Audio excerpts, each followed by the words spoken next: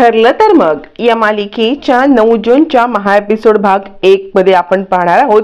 अर्जुन सांगत असतो, हे बघा, खोटं नाही बोलायचं आहे, आपण गो विथ द फ्लो करायचं आहे आणि त्यानंतर जे काही होईल ते बघू.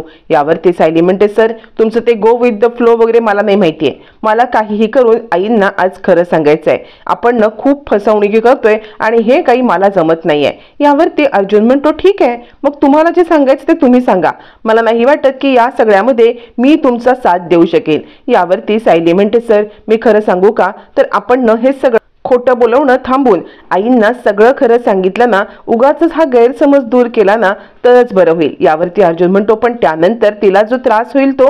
सायली ठाम असते की काहीही झालं तरी मी आईंना सत्य सांगणार. आणि अर्जुन विचार करतो, जर यांनी सत्य सांगितलं तर माझं काही खरं नाहीये, जर यांनी सत्य सांगितलं तर एकातून दुसरी गोष्ट मम्मापर्यंत पोहोचायला नको. आणि सायली विचार करत असते, नाही, आज काहीही झालं तरी सत्य सांगून टाकायचंच. असं हे दोघांची भांडणं चालू असताना इकडे रविराजांनी नर्सला बोलवलेलं असतं. नर्सला बोलवून ते सांगतात की मला ना एक DNA सॅम्पल चेक करण्यासाठी द्यायचे आहेत, म्हणजे काहीही झालं तरी 24 तासाच्या आत या DNA सॅम्पलचे रिपोर्ट आले पाहिजेत. नर्स म्हणते, ठीक आहे, मी तुम्हाला 24 तासाच्या आत रिपोर्ट देण्याचा प्रयत्न करेन, पण सॅम्पल कुणाचे घ्यायचे आहेत. असं म्हटल्यावर ते रविराज प्रियाला बोलवतात आणि रविराजच्या मिळालेल्या बॉडीचे आणि प्रियाचे DNA सॅम्पल टेस्टसाठी पाठवायला निघतात. ते म्हणतात, हिचे सॅम्पल घ्या आणि जी बॉडी मिळाली ना त्या स्त्रीचं ब्लड घ्या, हे ब्लड घेऊन तुम्ही DNA टेस्ट करा आणि त्यानंतर मग मात्र 24 तासात आम्हाला रिपोर्ट द्या. इकडे तोपर्यंत नागराज विचार करत असतो, आता हे DNA रिपोर्ट सुद्धा लवकरात लवकर मॅनेज करायला पाहिजेत, नाहीतर उगाच अजून काहीतरी घोळ होईल. तोपर्यंत प्रिया आणि नागराज दोघंही हादरलेले असतात. जर या DNA रिपोर्टचं सत्य रविराजांच्या समोर आलं तर मात्र या सगळ्यामध्ये माझं वेगळंच भांड नाही फुटलं म्हणजे मिळवलं, असं म्हणत प्रिया सुद्धा आता गडबडलेली असते. इकडे सायली डोळे बंद करून देवाची प्रार्थना करत असते आणि ती आता याबद्दल म्हणजे मम्मांना आईला खरं सांगायला मला होऊ दे अशी प्रार्थना करत असताना अर्जुन म्हणतो, झालं, देवाला कन्व्हिन्स करून झालं, देव पण तुम्हाला तेच सांगत असेल जे मी सांगतोय की अर्जुनचं ऐक. यावरती सायली म्हणते, नाही, आज काहीही झालं ना तरी सुद्धा मी आईंना खरं सांगणार आहे. अर्जुन म्हणतो, ठीक आहे, मग तुम्ही जे खरं सांगणार आहात ना ते पाहण्यासाठी मी सुद्धा आता खाली येणार आहे. चला, तुम्ही जे काही सांगताय ते मला सुद्धा पाहायचंच आहे. सायली म्हणते, हो चला.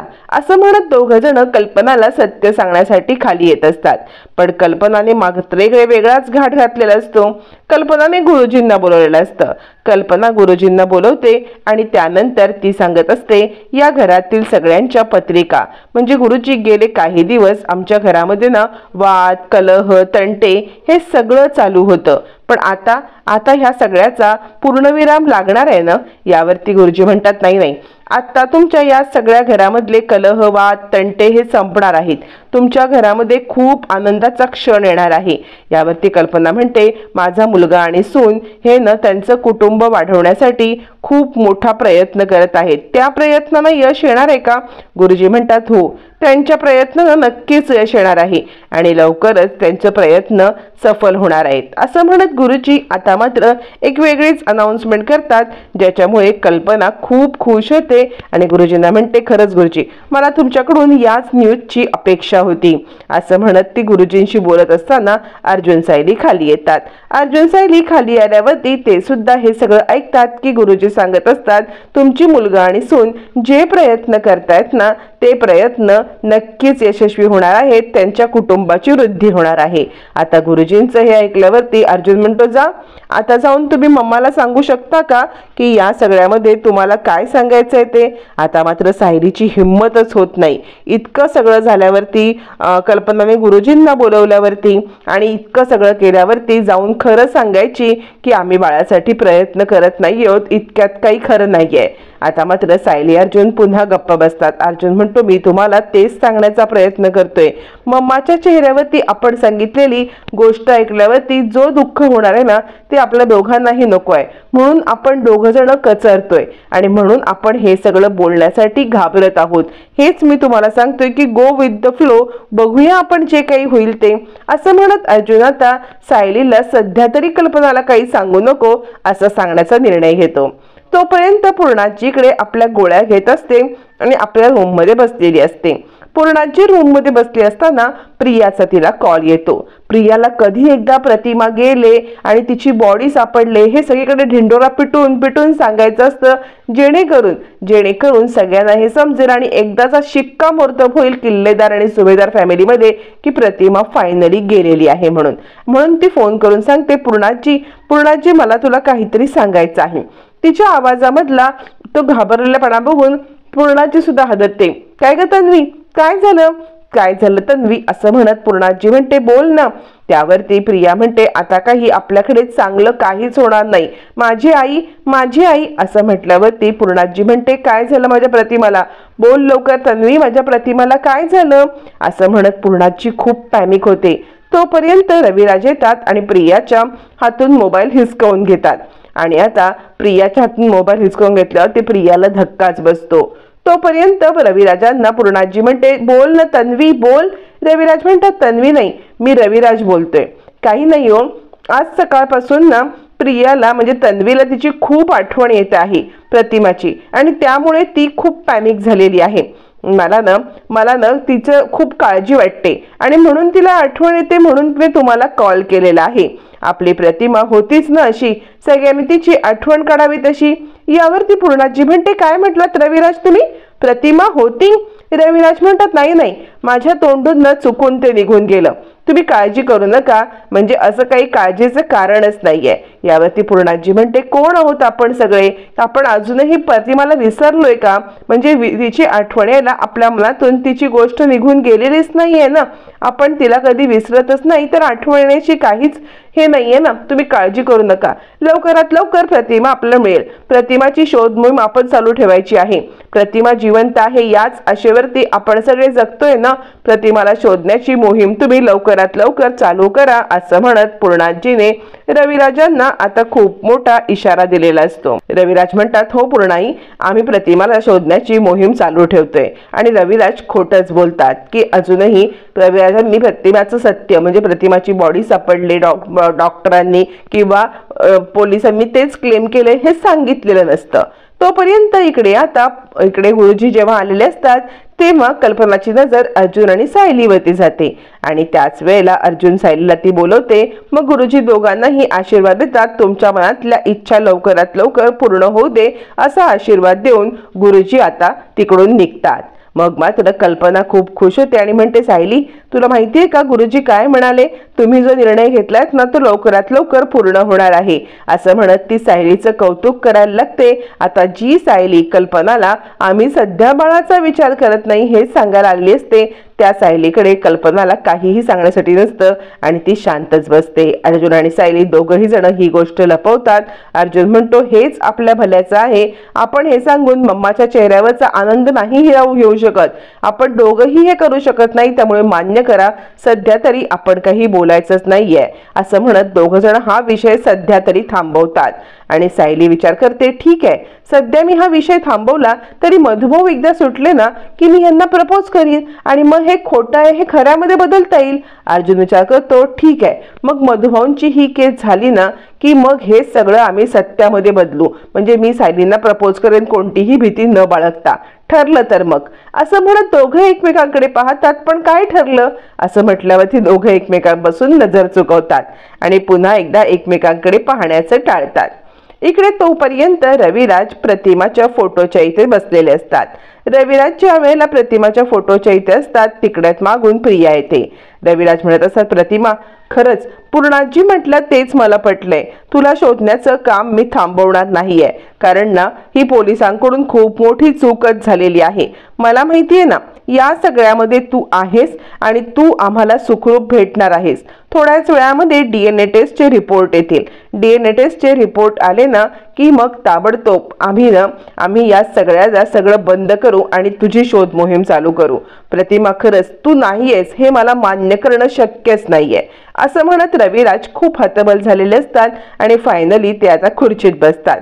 तेवढ्यात तिकडून प्रिया येते आणि बाबा मला खूप अस्वस्थ वाटते, मला खरंच खूप अस्वस्थ वाटते या सगळ्यामध्ये, तुम्ही ना इतकं पॅनिक होऊ नका. यावरती रविराज म्हणतात मी सांगू का, मला अजूनही खात्री आहे की माझी प्रतिमा जिवंत आहे, तिला खरंच काही झालेलं नाहीये.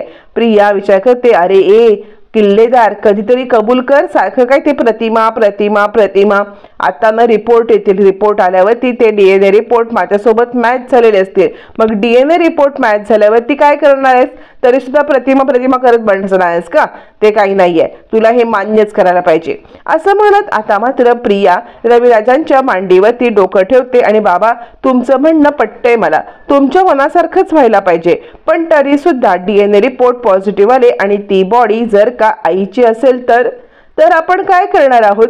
असं म्हणत प्रिया आता मुद्दाम रविराजांना डिवचते आणि त्यांना हे पटवून देण्याचा प्रयत्न करत असते की ती बॉडी आईचीच आहे आणि आई गेलेली आहे. पण रविराज हे मान्य करायला कदापि शक्य नसतात, कदापि मान्यच नसतात.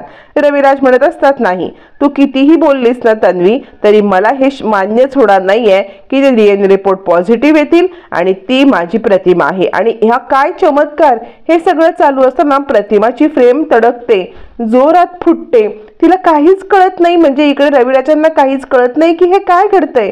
आणि रविराज म्हणतात प्रतिमा हा कसला संकेत दिलास तू मला, म्हणजे हा काय संकेत आहे, नक्की असं काय घडलंय, तू समोर ये आणि सांग ना तुला काय सांगायचंय ते.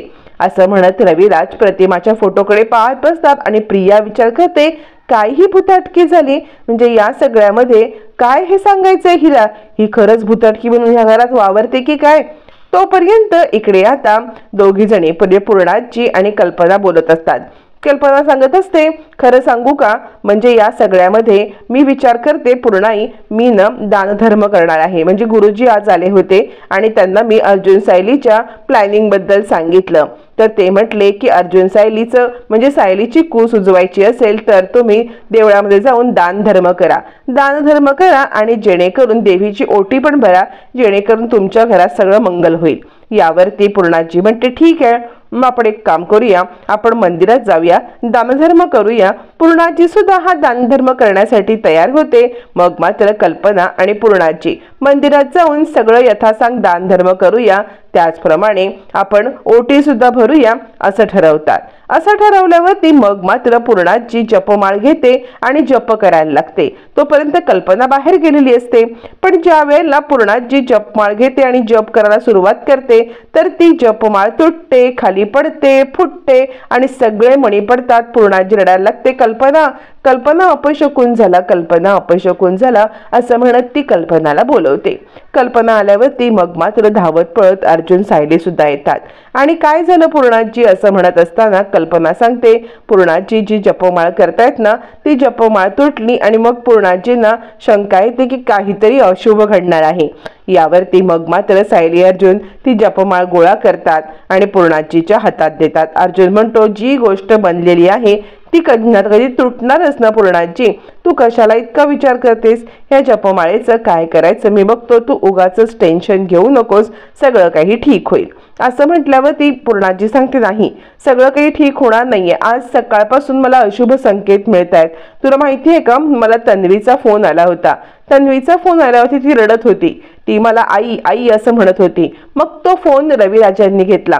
रविराजांनी फोन घेतल्यावरती ते म्हटले की नाही, तिला कल्पनाची आठवण येते आणि त्यांच्या तोंडून एक शब्द निघाला की कल्पना होती. म्हणजे हे काय होतं, म्हणजे प्रतिमा होती असं म्हटल्यावरती मग मात्र इकडे पूर्णाजी हदरते आणि ती म्हणते म्हणजे तन्वीला सुद्धा तिच्या आईबद्दल काहीतरी सांगायचं होतं आणि रविराज प्रतिमा होती हे दोन वाक्य बोलले, त्यामुळे मी खूप हदरले, मला खूप वाईट संकेत मिळत आहेत, माझ्या प्रतिमावर कोणतं संकट तर आलं नसेल ना. असं म्हणत पूर्णाजी वाईट विचार करायला लागते. मग सायली आता पूर्णाजीच्या इकडे येते आणि म्हणते कसं आहे ना, रविराज सर आणि तन्वी हे दोघं जण प्रतिमा आत्यावरती खूप प्रेम करतात, त्यांना प्रतिमा आत्यांची आठवण येणं साहजिक आहे, तुम्हाला पण ही आठवण येते ना, त्यामुळे आपण एक काम करूया, या सगळ्यामध्ये कोणताही वाईट विचार न करता आपण एक करूया, आपण या सगळ्यामध्ये देवळात चाललोय की नाही, मग प्रतिमा आत्याच्या वतीने आपण दानधर्म करूया, चालेल का पूर्णाजी. म्हणजे प्रतिमा आत्या व्यवस्थित असाव्या, त्या व्यवस्थितपणे आपल्याला मिळाव्या, आपल्या कुटुंबात परत भाग घ्यावा त्यांनी, यासाठी आपण दानधर्म करूया. तुम्ही याल ना पूर्णाजी? सायलीचे गोड शब्द ऐकून पूर्णाजी प्रतिमासाठी दानधर्म करायला तयार होते आणि फायनली सायली, कल्पना, अर्जुन आणि इकडे आता पूर्णाजी चौघजण मंदिरात जायला निघतात. सायलीचं बोलणं पूर्णाजीला भावतं. तोपर्यंत इकडे आता रविराज म्हणत असतात, नाही नाही, असं काहीही अशुभ होणार नाही. प्रिया म्हणते, बाबा हा तडा गेलाय म्हणजे आता आपल्या घरामध्ये कधीच काही चांगलं घडणार नाही का? रविराज म्हणतात, तन्वी असं वाईट साईड काही बोलू नकोस, असं घरामध्ये वाईट साईड काहीच होणार नाहीये. तितक्यात तिथे आवाज ऐकून सुमन आणि नागराज येतात. सुमन नागराज आल्यावरती काय झालं असं म्हटल्यावर नागराज तर थोडा बघतो आणि तन्वीने काहीतरी घोटाळा केलेला दिसतोय असं म्हणतो. सुमन म्हणते, भाऊजी हे काय घडलं? यावरती आता मात्र रविराज म्हणतात, नाही, या घरात कुणीही निगेटिव्ह बोलणार नाही. सुमन म्हणते, निगेटिव्ह जाऊ दे भाऊजी, पण आपण पॉझिटिव्ह विचार केला तर आपण एक काम करूया का? म्हणजे आपण न प्रतिमा वहिनींना जे वाटायचं ते करूया, मंदिरात जाऊया. तुम्ही मंदिरात जा, दानधर्म करा, नाही म्हणू नका. कारण प्रतिमा वहिनी ज्या वेळेला अस्वस्थ व्हायच्या ना, तेव्हा त्या पण हेच करायच्या. तुम्ही सुद्धा हेच करा, मंदिरात जा, दानधर्म करा, म्हणजे प्रतिमा वहिनींना बरं वाटेल आणि देव आपल्याला लवकरात लवकर प्रतिमा वहिनींपर्यंत पोहोचवेल. आता तिकडून सायली, पूर्णाजी, कल्पना आणि अर्जुन आणि इकडून रविराज हे ज्या वेळेला 5 जण मंदिरात जाणार आहेत, त्यावेळेला मंदिरामध्ये असा काहीतरी चमत्कार घडणार आहे जे आपण महाएपिसोड भाग 2 मध्ये पाहणार आहोत.